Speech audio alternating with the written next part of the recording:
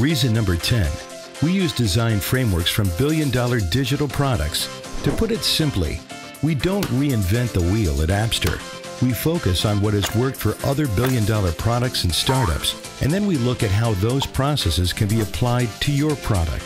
Every product has a few different stages to consider: user acquisition, onboarding, activation, retention, virality, monetization. We work with you to figure out how your kind of app can acquire users cost efficiently and convince them to sign up for designing what we call an aha moment, when they fully understand all the value you've got in your product.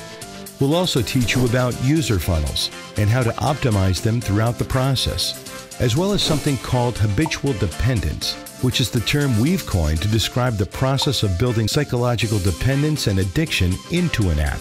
It helps build out the retention process. So we'll show you how to build things like virality into your product, which is where your users recommend your product to their friends, who in turn recommend your product to their friends as well, providing you with your very own free marketing department, and on and on.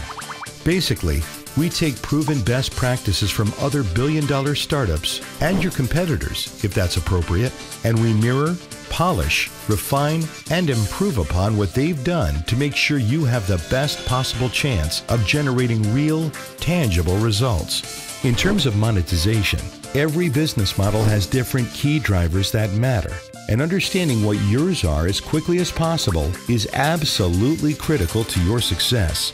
At Appster, we analyze many different business models to determine what the leading indicators are.